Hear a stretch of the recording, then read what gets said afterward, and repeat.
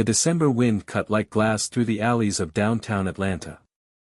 Among the shadows of forgotten buildings and flickering streetlights, a young boy named Malik huddled under a tattered hoodie, his breath forming pale clouds in the freezing air. At just 14, he had lived more lives than most people twice his age, none of them easy. Homeless since his mother died 2 years ago, he survived by collecting cans, helping at soup kitchens, and sleeping beneath bridges or inside abandoned buses.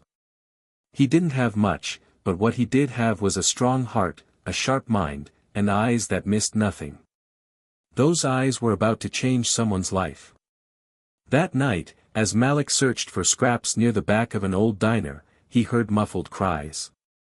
He paused. The sound wasn't from a cat or the wind. It was human, and terrified. He crept closer to the alley behind the building. There, half hidden behind a dumpster, was a girl, no older than 13. Her blonde hair was tangled, face streaked with tears, hands bound with zip ties. 2 men stood nearby, whispering in hushed, urgent tones. One held a phone, the other a van door open. Malik's heart raced. His first instinct was to run, he'd learned long ago to stay away from trouble. But something rooted him in place. Maybe it was the look in the girl's eyes, raw, helpless, the same look he'd once had when he watched his mother take her last breath in a hospital that didn't care enough to help. Without thinking, Malik reached into his pocket and felt the jagged edge of a broken bottle he kept for protection. It wasn't much, but it was something. Carefully, he picked up a loose brick from the ground and crept around the back of the van. Suddenly, he launched the brick at the phone-holding man's head. The man crumpled with a cry. In the chaos, Malik darted forward and slashed the zip ties binding the girl. "Run," he yelled, grabbing her hand. They sprinted, not looking back, zigzagging through alleyways Malik knew like the back of his hand. They didn't stop until they reached the old train yard, his makeshift home. The girl collapsed, sobbing. Malik knelt beside her, panting. "You're safe now," he said quietly. I'm Emily," she stammered between tears. "They took me from the mall. I don't know where I am." "I'm Malik," he replied. "I got you. We'll get help." "But how?" Malik didn't have a phone, nor did he trust the police, he'd been harassed too many times. But Emily needed real help, and for the first time in a long time, he felt a responsibility greater than his fear. At sunrise, Malik guided Emily to the downtown fire station. He told her to go inside and tell them everything. She squeezed his hand tightly. "Come with me," she pleaded. Malik hesitated. "People don't see me the same way.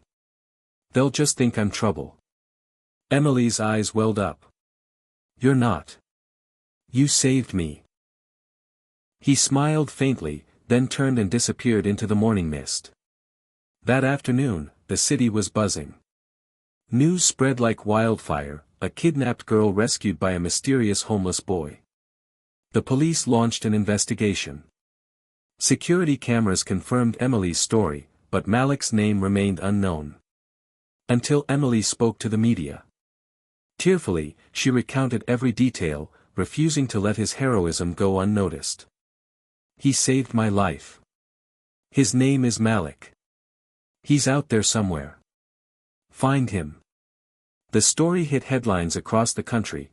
Homeless boy saves kidnapped girl, a true hero. People were stunned.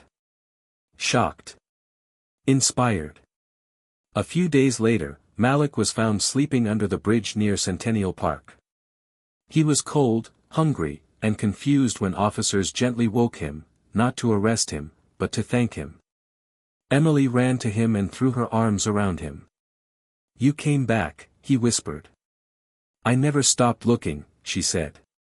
From that moment, Malik's life changed in ways he never imagined. Emily's parents, wealthy and influential, took a special interest in the boy who saved their daughter. They offered him a place in their home, but Malik declined.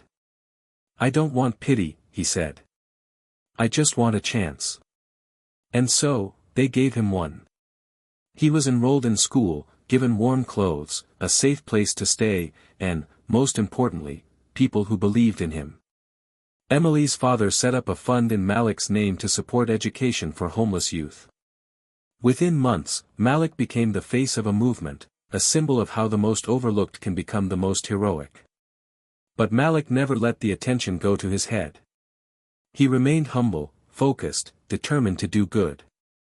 "I didn't save Emily because I wanted anything," he told a crowd at a charity gala.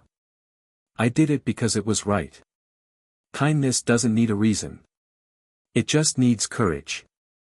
Years later, Malik stood on the stage of his college graduation.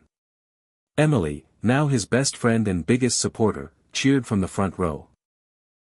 The boy who once slept on park benches was now a youth advocate, preparing to launch a non-profit for at-risk teens. As he addressed the crowd, his voice was calm but powerful. "We are more than the labels people give us. More than where we sleep or what we wear. We all have the power to change lives, not just our own, but others.